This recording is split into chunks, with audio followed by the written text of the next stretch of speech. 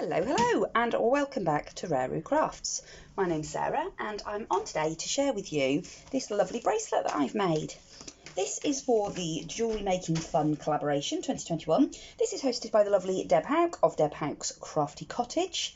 And this, as I said, is a collaboration, so there are lots of other talented crafters that are creating jewellery every month on the 18th for this collaboration. All of their links will be in the description box below this video, so do hop on over and check them out and see what they've been creating. So every month we get some prompts and we create some jewellery along those prompts. So I've just made the one piece this month, which is this lovely bracelet that you can see here. So the prompt this month was pale blues and or pale yellows. So I've used this very pale, it's quite a sort of smoky blue along the edge there. It almost looks grey, but it is actually a blue. And then there were a couple of optional extras, which I didn't do this month. So you could wire wrap. I was going to make a little wire wrapped clasp, but unfortunately I ran out of time, so I haven't done. I've just used one out of my stash. And then you could make something Easter themed, religious and or Earth Day themed. But I've just stuck with the main challenge this month of the pale blue. And I have created this. Now this is done again using bead weaving, which I'm fast finding is one of my favourite jewellery making techniques. Now this is very, very pretty and I really enjoyed creating it. I did follow a tutorial and it was, I think it was Sonny Ray. I'll leave a link in the description box below the video. She's got tons and tons and tons of bead weaving tutorials. So if you're new to bead weaving like myself, really, really good resource to go and have a look at. Now the seed beads I've used for this are not the best quality. They're just cheap glass seed beads, and that means they're very irregular. And I think it probably would have turned out nicer if I'd had very regular seed beads. Still think it's very, very pretty. Not sure it's something that I would wear because it is quite sort of fussy looking. It is quite OTT. But I suppose to a wedding or something like that, it might be quite pretty. But I do like it. I do think it's very, very sort of pretty. Like I say, it's a very pretty finish. So it's worked in a few rounds basically. So you start with the main round, which is putting seed beads up the side and threading in the main pearls of the piece.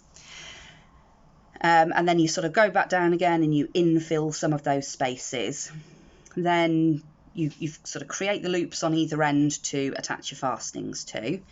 And then you create the first set of these peaks around the edge. It's sort of that lacy edge.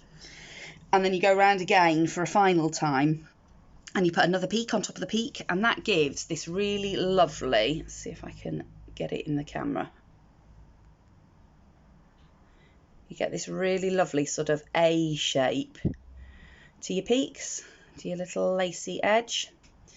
And it is really pretty, and it's really clever how it's done. I was really impressed with that, how sort of clever the technique to do it. And I thought, well, actually, following some of her tutorials is probably a really good idea, because it starts to get you to understand the basics of how you create something in bead weaving, and hopefully then I'll be able to go on and sort of, you know, eventually start making some of my own patterns as well. But I really love it. I think it's really, really pretty. I've then at the end I've just added a little clasp, a little toggle clasp on the end there. This just came out of my stash and I liked it because it was quite a dainty looking little clasp. You can make a little toggle clasp out of the seed beads. So if you wanted it all to be out of the seed beads, you could just make a little toggle clasp which you could sew into the ends of your bracelet, and that would look really pretty as well. But yeah, that's what I created. So it was like I say, the only thing that I created. It did take a few hours, probably only a couple. I did it last night after work. I created it. And yeah, I think it's turned out really, really pretty. So I'm really enjoying the jewellery making because it is making me get things out of my stash and use them, which is, you know, obviously really, really good. but also it's making me sort of think about what type of jewellery making I enjoy, and making me think about the supplies. So like I say, you know, I know that if I want to do bead weaving more, if that is the jewellery making that I enjoy and I want to do that more moving forward, I need to make sure that I buy better quality seed beads next time I buy any, and make sure that I've got some that are much more regular. So things like the Mayukis and the Tohos are much more regular than just the cheap seed beads. And even with your Mayukis, you've got to make sure that you're getting real Japanese Mayukis, because I've got some that aren't. And again, they're not regular in shape.